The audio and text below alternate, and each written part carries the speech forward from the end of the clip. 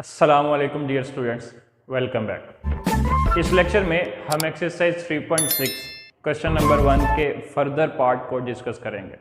Question 1 है क्या, आइए स्टार्ट करते हैं। Question 1, exercise 3.6, if a ratio b equal to c ratio d whereas a b c d is not equal to 0 then show that there are 3 parts, number 5th 6th and 7th part. इससे previous video में हम लोगों ने discuss किया था एक term को, एक टेक्निक को, एक फार्मूले को जिसका नाम दिया था के मेथड। एक दफ़ा उसको दोबारा रिकॉल कर लेते हैं कि के मेथड क्या था। के मेथड को समझने के लिए हमने एक एग्जांपल ली थी प्रीवियस वीडियो के अंदर, सेम वही रखता हूँ। आपसे सवाल पूछूंगा इस दफ़ा कि आपके पास ये एक रेशो, एक फ्रैक्शन दी है और मैं पूछूं क्या इसका कोई फर्दर आंसर पॉसिबल है, तो आप में से कुछ तो कहेंगे है और कुछ को में भी प्रॉब्लम आए। क्या पॉसिबल है? आपको नज़र आ रहा है कि ये कैंसिल आउट हो सकते हैं, तो क्या बन गया, ये 1/3 हो गया। फर्दर मैं अब आपसे पूछूं क्या 1/3 का सोल्यूशन फर्दर पॉसिबल है या नहीं, कोई एग्जिस्ट करेगा, तो आप कहेंगे नहीं। में भी कोई एक दो आप में से कह दे कि हाँ कर सकते हैं। मुझे ये नज़र आ रहा है कि ये फ्रैक्शन है 1/3 फर्दर सोल्व होती है कि नहीं होती। वो क्वेश्चन में सिंप्लीफाई करने को कहा, सोल्व करने को कहा, तो मुझे नज़र आ रहा है कि मैं 1 को 3 से डिवाइड कर सकता हूँ, तो मेरे पास कोई डेसिमल आएगा। दैट मीन कि आप किसी भी फ्रैक्शन को लें, कोई ना कोई आपका सोल्यूशन ज़रूर पॉसिबल होगा। तो उसी से हम के मेथड को डिफाइन कर रहे हैं।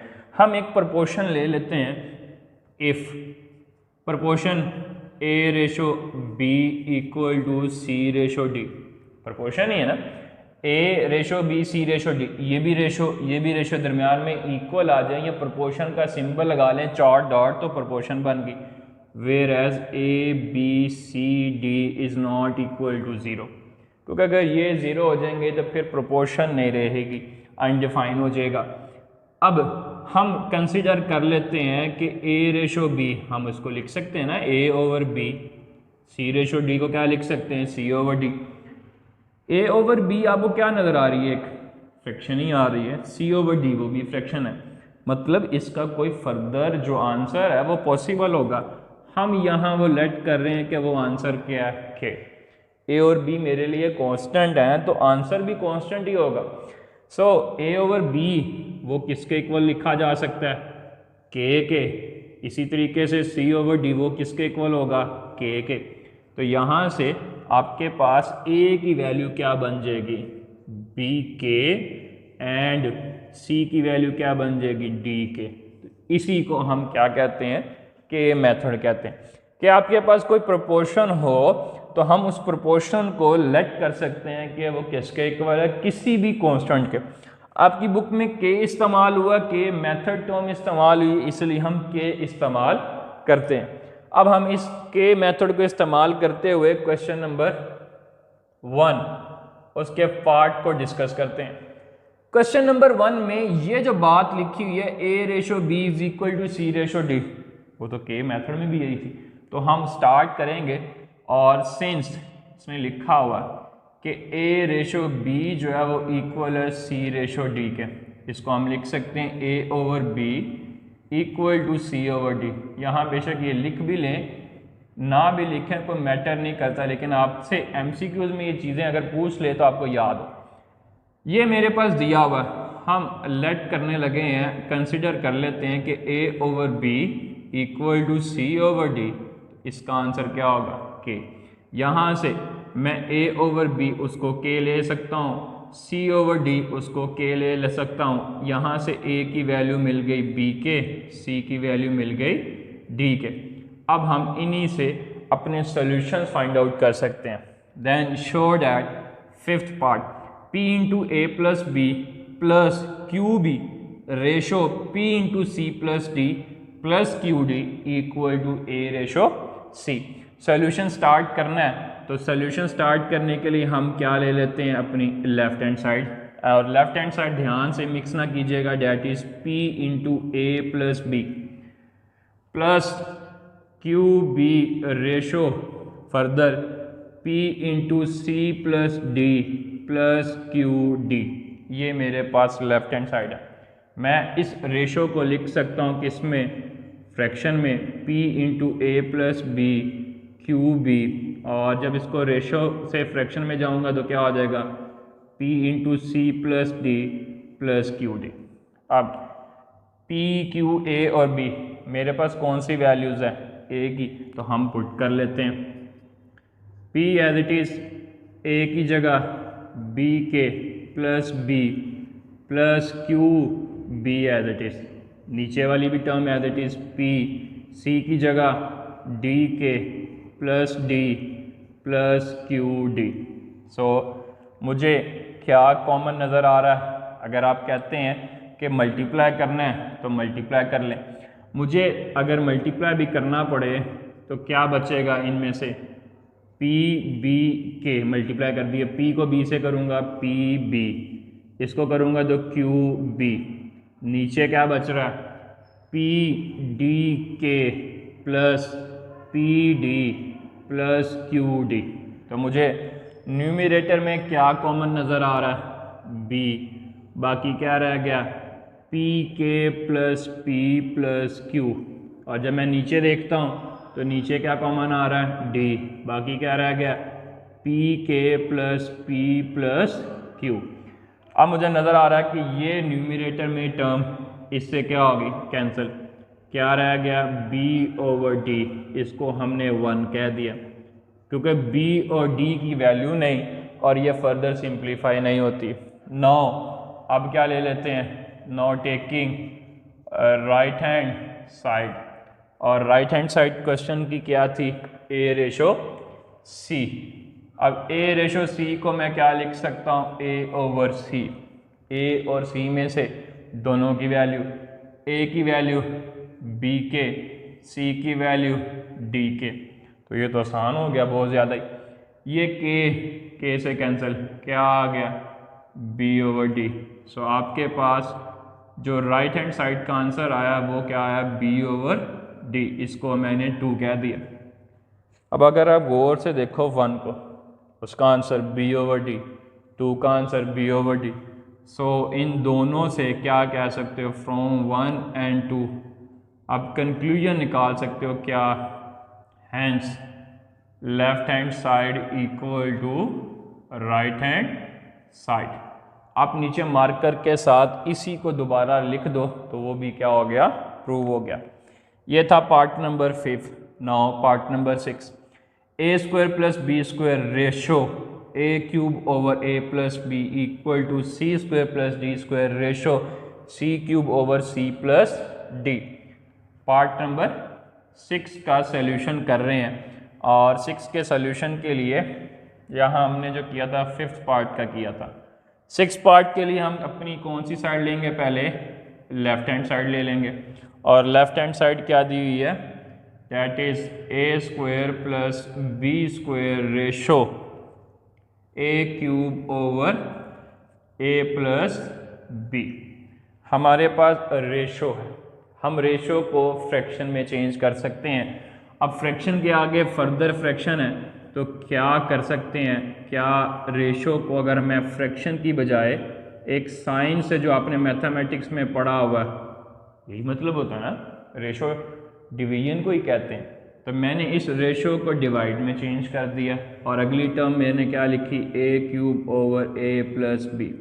फर्दर अब इस साइन को आपने मैथमेटिक्स में पढ़ा हुआ, स्टैंडर्ड यानी एलिमेंट्री क्लासेस में पढ़ा हुआ है कि आप डिवीजन के साइन को चेंज करते हैं मल्टीप्लाई में, तो जो डिनोमिनेटर होगा वो ऊपर आ गया और न्यूमरेटर नीचे आ गया। इससे आपकी सिंप्लीफिकेशन करने में आसानी रहेगी। सो वैल्यूज़ को पुट करता हूँ। ए की वैल्यू क्या थी, बी के, बी की कोई वैल्यू नहीं, as it is multiply a की जगह b k plus b as it is a की जगह बी के का क्यूब आ गया। थोड़ी सी further simplification, b square k square हो जाएगा। मैं एक एक स्टेप कर रहा हूँ इस क्वेश्चन में ताकि आपकी गलती के चांस ना हो। इसको फर्दर एज इट इज़ रख रहा हूँ, बी के प्लस बी, इसको ओपन करें तो बी क्यूब एंड के क्यूब। अब ये दोनों के दरमियान में प्लस है, इन दोनों में से आप कॉमन निकाल सकते हो बी स्क्वायर, बाकी क्या रह गया के स्क्वायर प्लस 1। अब कुछ स्टूडेंट जो है वो यहाँ कैंसिल करते हैं, कैंसिल हो नहीं सकता क्योंकि न्यूमरेटर में प्लस है। सो ऊपर से क्या निकाल सकते हैं हम, कॉमन तो निकाल सकते हैं, के प्लस 1, नीचे क्या आ रहा है बी क्यूब एंड के क्यूब। अब आप गौर से देखेंगे तो आपको नज़र आ रहा होगा b square and b square multiply by b cube, तो वो बी क्यूब नीचे वाले से क्या हो गया कैंसिल। फर्दर क्या रह रहा है के स्क्वायर प्लस 1 मल्टीप्लाई बाय के प्लस 1 डिवाइडेड बाय के क्यूब। कुछ कैंसिल आउट नहीं हो रहा, तो इसी को मैंने क्या कह दिया 1 कह दिया। अब इसकी कौन सी साइड लेते हैं, नाउ राइट हैंड साइड, और राइट हैंड साइड में क्या लिखा हुआ है C square plus D square ratio सी क्यूब ओवर सी प्लस डी। जैसे ये रेशो थी वैसे ही वो है, हम उसी तरीके से चलते हैं, C square plus D square as it is. इस साइन को हम डिवीजन में चेंज करते हैं पहले, क्योंकि कर सकते हैं, रेशो के जो सेकंड टर्म बेसिकली वो डिवाइज़र ही होती, तो ये डिवीजन के साइन को फिर किस में चेंज करेंगे हम, मल्टीप्लाई में। तो डिनोमिनेटर न्यूमरेटर की रिप्लेस में आ जाएगा और न्यूमरेटर डिनोमिनेटर की जगह पे चला गया। अब मेरे पास सी डी में से किसकी वैल्यूज़ मौजूद हैं, सी की क्या वैल्यूज़ हैं, डी के ऊपर square plus D square as it is, C की जगह डी के प्लस डी, सी की जगह डी के का क्यूब। फर्दर इसका स्क्वायर ओपन करें तो d square k square plus D square, इधर से d k plus d as it is, इसका ओपन करें तो डी क्यूब के क्यूब आ गया। क्या कॉमन आ रहा है डी स्क्वायर, बाकी k square plus 1 as it is, क्या कॉमन आ रहा है डी के प्लस 1, नीचे कुछ कॉमन नहीं, उसको एक स्टेप के लिए as it is. Now you can see that कि आपके पास जो डी स्क्वायर की वैल्यू है दिस वन, ये d square multiply by d कितना होता है क्यूब, तो वो नीचे वाले क्यूब से क्या हो गया कैंसिल। क्या रह गया के स्क्वायर प्लस 1 मल्टीप्लाई बाय के प्लस 1 डिवाइडेड बाय के क्यूब, इसको मैंने 2 कह दिया, और ये साइड कौन सी आ रही थी, राइट हैंड साइड। सो अब ज़रा 1 को देखें और फिर 2 को देखें, क्या 1 और 2 टर्म्स एक जैसी नहीं मिल गई? जब एक जैसी मिल गई तो क्या करोगे, फ्रॉम 1 एंड 2 से कंक्लूजन निकालो, क्या कि दोनों का आंसर सेम है। अगर दोनों का आंसर सेम तो मतलब उसकी लेफ्ट हैंड का आंसर और राइट हैंड साइड का आंसर दोनों क्या होगा सेम। तो मुझे नज़र आ रहा था कि 1 और 2 में दोनों सेम, तो यही मैंने प्रूव करना था। सो पार्ट नंबर 6 किया। अब हम अपने पार्ट नंबर 7 पे चलते हैं। अच्छा, पार्ट नंबर 7 और 6 एक जैसे ज़रूर हैं, बट यहाँ भी रेशो यहाँ पे भी रेशो, यहाँ पावर्स इस्तेमाल हुई हैं। 7th पार्ट में आपके पास पावर जो है वो लीनियर रखी है, मतलब 1 रखी हुई हैं। सो हम पार्ट नंबर 7 को स्टार्ट करते हैं। Part 7, a over A minus B ratio A plus B over b equal to c over C minus D ratio C plus D over d. तो पार्ट 7 का सॉल्यूशन स्टार्ट करेंगे तो सबसे पहले हम लेफ़्ट हैंड साइड लेंगे, और left hand side क्या, A over A minus B ratio A plus B over B. हम रेशो को फ्रैक्शन में लिख सकते हैं, बट ऑलरेडी फ्रैक्शन नज़र आ रही हैं, तो मैंने बताया था कि आप इस साइन को डिवाइड के साइन में लिख लें, A over A minus B divided A plus B over B. Further इस साइन को स्मॉल क्लासेस में आपने पढ़ा कि हम डिवीजन में जब डिवीजन से मल्टीप्लिकेशन में आते हैं तो ये रेसिप्रोकल, मतलब b ऊपर चला गया और नीचे क्या आ गया a प्लस बी। अब क्या कर सकते हैं आप लोग, अब आप लोग वैल्यूज पुट कर सकते हैं। a की जगह वैल्यू क्या आएगी b के, इस ए की जगह b k minus b multiply by b की कोई वैल्यू नहीं, वो एज इट इज़ ए की जगह बी के प्लस बी आ गया। नाउ आप देख सकते हैं कि डिनोमिनेटर में b k as it is, इस डिनोमिनेटर में बी कॉमन आ रहा, क्या रह रहा है k minus one multiply by b, इसमें से क्या कॉमन आ रहा है बी, बाकी क्या रह गया के प्लस वन। नाउ मुझे नज़र आ रहा है कि ये बी इस बी से, ये बी इस बी से कैंसिल, के मल्टीप्लाई बाय वन वो के हो गया, के माइनस वन इंटू के प्लस वन, आप इसको लिख सकते हो के स्क्वायर माइनस वन। तो ये मेरी लेफ्ट हैंड साइड का आंसर आ गया, left hand side equal to, उसको वन कह दिया। नॉट टेकिंग, अब कौन सी साइड लेते हैं हम, not taking right hand side. Right hand side में क्या आ रहा है सी ओवर सी माइनस डी रेशो सी प्लस डी ओवर डी। क्या कर सकता हूँ, अब मैं डायरेक्ट लिखूंगा सी ओवर सी माइनस डी। इस साइन को डिवीजन में लिखना है और डिवीजन के साइन को क्या करते हैं मल्टीप्लाई में चेंज। जब मल्टीप्लाई में करते हैं तो मुझे नज़र आ रहा है कि ये चीज़ क्या हो जाती है रेसिप्रोकल, ऊपर डी चला गया, नीचे क्या हो गया सी प्लस डी। कुछ हिस्सा आपको टेक्निक जो है वो सीखनी भी है कि हम क्वेश्चन को डायरेक्ट कैसे कर सकते हैं, हम टाइम कैसे सेव कर सकते हैं। तो आप रेशो को अगर मल्टीप्लाई में चेंज कर रहे हो तो ये क्या हो जाती है रेसिप्रोकल। अब वैल्यूज पुट कर लेते हैं, c की जगह क्या वैल्यू डी के, c की जगह डी के माइनस डी, डी की कोई वैल्यू नहीं है एज इट इज, c की जगह d k plus D.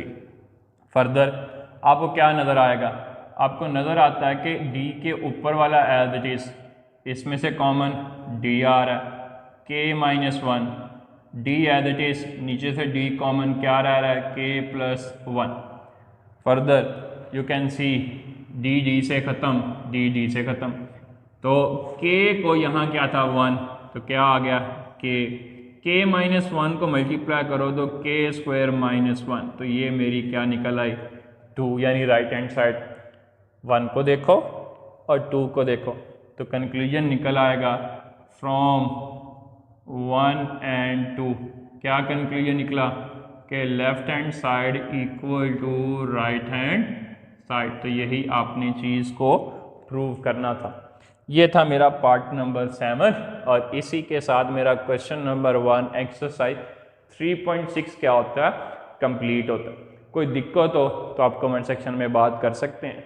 Question number 2 आपकी जो पेज है बुक का वो नेक्स्ट पेज पे मौजूद है। अक्सर स्टूडेंट समझता है कि इस एक्सरसाइज का एक ही क्वेश्चन और क्वेश्चन नंबर 1 नहीं। आप नेक्स्ट पेज करेंगे तो आपको क्वेश्चन नंबर 2 भी मिलेगा एक्सरसाइज 3.6 का। वो नेक्स्ट वीडियो में हम इंशाल्लाह ज़रूर उसको भी डिस्कस करेंगे। ये क्वेश्चन जो है ये शॉर्ट क्वेश्चंस के पॉइंट ऑफ व्यू से इम्पोर्टेंट है। एक क्वेश्चन पेपर में लाजमी आता, वो किसी भी 22 बोर्ड से हो आपको लाजमी पूछा जाएगा। फेडरल बोर्ड के स्टूडेंट को भी ये रेशो वाले जो 3 पार्ट किए हैं 5th, 6th एंड 7th, इनमें से एक वो ज़रूर आपसे सवाल पूछेगा पेपर में। नेक्स्ट वीडियो में हम नेक्स्ट क्वेश्चंस के साथ हाजिर होता हैं। अपना ख्याल रखिएगा और मुझे दीजिएगा इजाज़त। अल्लाह हाफिज़।